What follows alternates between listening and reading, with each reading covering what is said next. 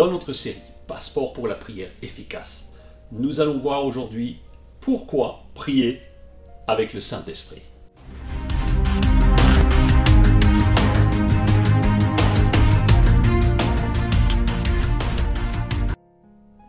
Bienvenue, bonjour chers amis. Bienvenue mon chéri, bienvenue à vous tous.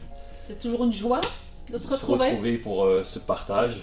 Donc vraiment ce matin, nous allons découvrir ensemble l'importance de la prière avec le Saint-Esprit, notre compagnon.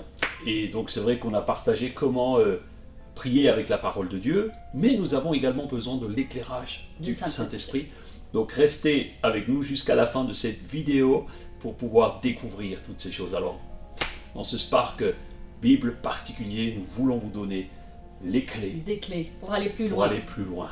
Dites-nous aussi si vous appréciez ces vidéos, c'est simplement mettez-nous un commentaire en dessous de la vidéo, un petit pouce bleu pour nous encourager à continuer. Dans la dernière vidéo, nous avons partagé comment prier comme un leader avec Néhémie.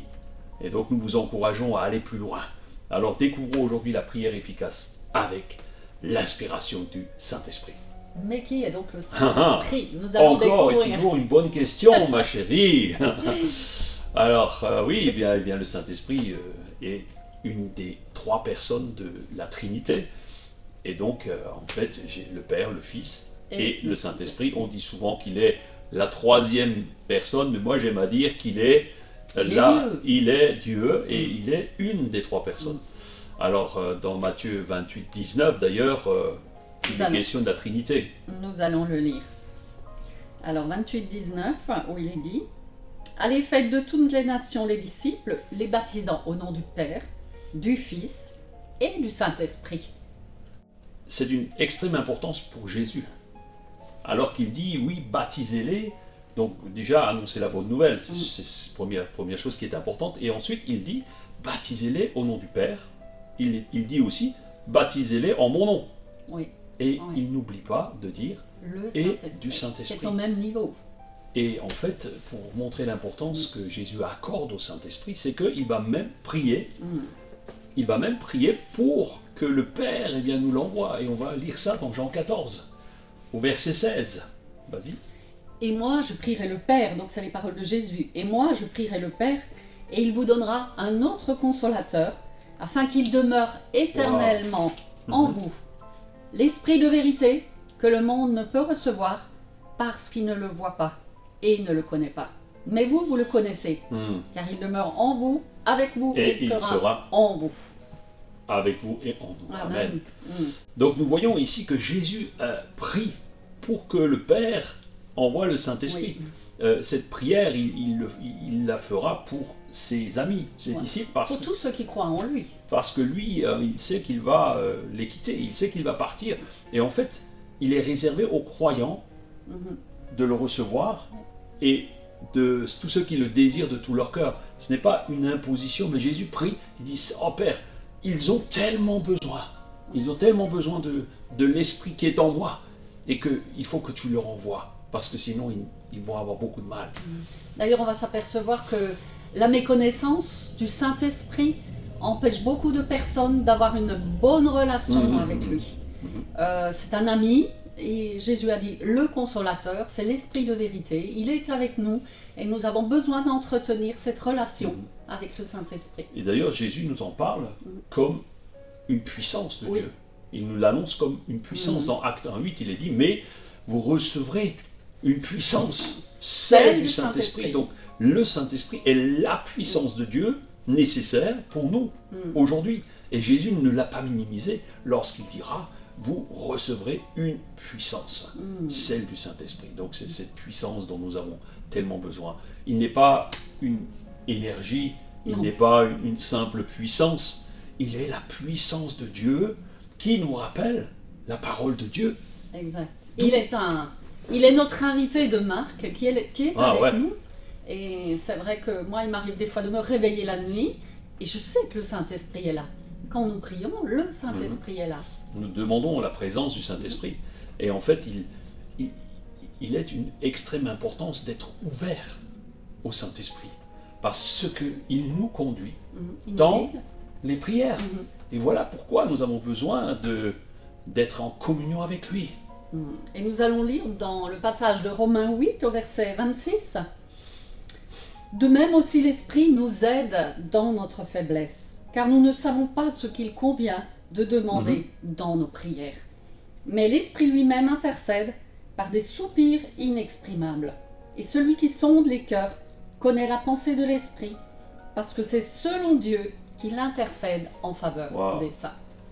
Comprenez cette extrême importance, l'apôtre Paul l'avait bien compris. Et lorsque Jésus lui-même avait besoin du Saint-Esprit. On l'a vu déjà dans un des précédents passages. Mais il n'avait pas besoin juste du Saint-Esprit. Il avait besoin de la puissance. Alors qu'il est poussé par le Saint-Esprit à entrer dans le désert pour jeûner, soumis à la tentation du diable, comme nous l'avons vu dans une des vidéos précédentes. Nous voyons qu'après ces 40 jours, après avoir résisté au diable, il va sortir du désert. Mais il ne va pas sortir comme il est entré, mais il va sortir rempli de puissance, rempli de la puissance d'en haut.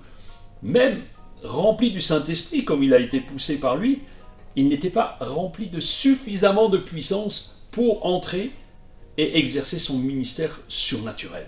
Il devait être plus que rempli, il devait être plein de puissance, de l'extraordinaire puissance de Dieu. Amen. Donc nous pouvons lire aussi dans Luc, au chapitre 4, verset 14, où nous le voyons. Jésus, revêtu de la puissance de l'Esprit, retourna en Galilée, et sa renommée se répandit dans tout le pays d'alentour. Voilà.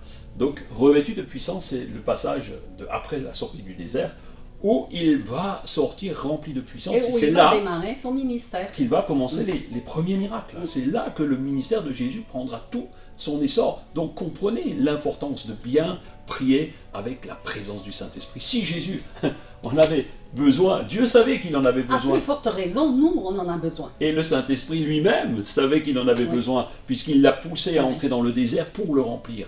Alors, il nous aide dans nos faiblesses. Et on l'a vu, Jésus tenté a été aidé par la puissance du Saint-Esprit alors qu'il a proclamé la parole. Il lui a inspiré les paroles. Combien nos prières semblent parfois vides si nous ne nous appuyons pas sur le conseil, l'inspiration du Saint-Esprit. Si nous prions par notre intelligence, elles sont creuses. C'est vrai. Mais le Saint-Esprit peut nous aider. Donc nous comprenons son action essentielle. Pour nous dans la prière et pour vous. Ne le négligez pas. Nous ne voulons pas prier en vain. Non. Parce que parfois, nous l'avons dit, ne prions pas de vaines prières. Si le Saint-Esprit nous inspire ces prières, c'est qu'elles ne seront pas vaines. D'ailleurs, le Saint-Esprit a un rôle primordial. On voit d'ailleurs dans le début de la Bible, il était dit, le Saint-Esprit était là, il se mouvait, il était là. Et plus tard, le prophète Joël nous en parle aussi. On va le lire ce verset. Dans Joël 2 au verset 28, il est dit « Après cela, je répandrai mon esprit sur toute chair. Vos fils et vos filles prophétiseront, vos vieillards auront des songes, et vos jeunes gens des visions. » Même sur les serviteurs et les servantes. Oui. Il va répandre son esprit. Donc il est dit clairement, la prophétie dit qu'il va répandre son esprit. Son esprit, voilà. Et s'il répand son esprit, si cette promesse est là, Dieu sait pourquoi. Donc ces jours-là sont arrivés maintenant. Pourquoi nous en priver? Oui. Et pourquoi donc Jésus va donner quelque part cette mission au Saint-Esprit de venir nous voir, nous aider, nous soutenir, nous fortifier, exactement, nous guider. Donc la Bible nous en parle. Et nous pouvons voir dans l'Évangile de Jean, au chapitre 15, au verset 26, quand sera venu le Consolateur, que je vous enverrai de la part du Père, l'Esprit de vérité, qui vient du Père, il rendra témoignage de moi. Voilà. Donc Jésus a dit au Père, écoute, moi je remonterai. C'était ça qui était prévu, après la résurrection, après son départ auprès du Père, il l'a dit à ses disciples, lorsque moi je serai parti, il y a un consolateur et je demanderai instamment au Père de l'envoyer. Parce que, en fait, le Saint-Esprit il est depuis le commencement aux côtés du Père et du Fils. Il connaît le cœur du Père. Il connaît tout de Dieu. Il connaît ses attentes. Il connaît sa joie, ses joies. Il connaît sa mission aussi. Il connaît aussi les tristesses du Père. Il connaît ses larmes. Il connaît le cœur du Père. Il est donc le plus apte à nous inspirer ce que le Père attend. C'est-à-dire les bonnes prières. Le Saint-Esprit est celui qui est le plus apte à inspirer une bonne prière pour toi. Et en fait, cette prière, c'est premièrement qu'il rendra témoignage de Jésus. C'est ce qu'on a lu, oui. Et le témoignage, c'est quoi? Eh bien, il nous rappelle les actions que Jésus a menées, les miracles. La motivation de Jésus, c'était le salut pour tous, afin que quiconque croit ait la vie éternelle. C'était ce que Christ voulait. Et en fait, il nous inspire aussi la manière de vivre dignement comme un vrai chrétien. Donc le Saint-Esprit est là pour nous rappeler les actions miraculeuses de Jésus. Il est là pour nous motiver. Et surtout, il rappelle aussi le témoignage de Jésus à travers le salut de quiconque croit en lui, qu'il vive éternellement. Et c'est ça que le Saint-Esprit est venu nous rappeler. Et après Matthieu 28, quand Jésus est parti, Paul et les disciples travaillaient étroitement en collaboration avec le Saint-Esprit. Oui, oui. Il est le conseiller fidèle. Hein. Et dans Acte 15, verset 28, nous pouvons lire « Car il a paru bon au Saint-Esprit et à nous », donc on voit la collaboration, « de ne vous imposer d'autres charges que ce qui est nécessaire. Donc le Saint-Esprit et nous, c'est une équipe. C'est ça. Paul avait très bien saisi cela. Il voulait cette collaboration et il avait du succès dans ses missions parce qu'il était en relation étroite avec le Saint-Esprit, parce qu'il était son conseiller. Alors qu'il s'engageait dans une mission, le Saint-Esprit lui disait « va là ou ne va pas là ». Il était son avocat lorsqu'il était devant les juges et les autorités. Mais tu disais, le Saint-Esprit l'empêchait des fois d'aller quelque part, mais c'est parce qu'il le connaissait, qu'il savait que c'était le Saint-Esprit qui l'arrêtait finalement. Exactement, une bonne relation. Et lorsqu'il était devant les juges, Jésus l'avait dit déjà aux disciples dans Marc 13, on peut lire ce qui... Marc 13, verset 11, où Jésus disait « Quand on vous emmènera pour vous livrer, ne vous inquiétez pas d'avance de ce que vous aurez à dire, mais dites ce qui vous sera donné à l'heure même, car ce n'est pas vous qui parlerez, mais l'Esprit Saint. » L'Esprit lui donnait du discernement et aussi la révélation lorsqu'il a écrit ses épîtres. Oui, d'ailleurs, à chaque église, il écrivait vraiment en fonction de leurs besoins. Et c'est le Saint-Esprit qui lui a révélé les besoins des uns et des autres. Et les péchés. Tout comme le Saint-Esprit a révélé le livre de l'Apocalypse, le livre de Révélation à l'apôtre Jean. Il est d'une extrême importance. En conclusion, si vous voulez être efficace dans la prière, je veux vous dire, il est indispensable d'avoir comme associé le Saint-Esprit dans vos prières. Il est essentiel de bien prier avec le Saint-Esprit, comme un bon collaborateur. Alors nous allons prier pour vous, ensemble. Alléluia. Alléluia. Ô Père très saint, merci pour qui tu es, merci pour Jésus, et merci pour le Saint-Esprit, notre fidèle compagnon, notre fidèle associé. Et je prie que chacun des auditeurs soit visité par ton Saint-Esprit et devienne l'ami parfait de chacun pour aller plus loin dans la connaissance de ta parole et dans la connaissance de qui tu es. Cher Saint-Esprit, merci de faire ton œuvre et merci parce que c'est toi qui nous aides chaque jour à avancer davantage. Sois béni. Alléluia. Amen. On vous bénit richement et que le Saint-Esprit vienne sur vous en chaque instant. Prochain Spark Bible, nous allons voir comment prier. Comment prier avec le Saint-Esprit. Merveilleux collaborateur qu'est le Saint-Esprit. Oui. On vous aime. Prenez soin de vous. Prenez soin de votre âme. Belle journée à vous. Et cherchez la compagnie du Saint-Esprit.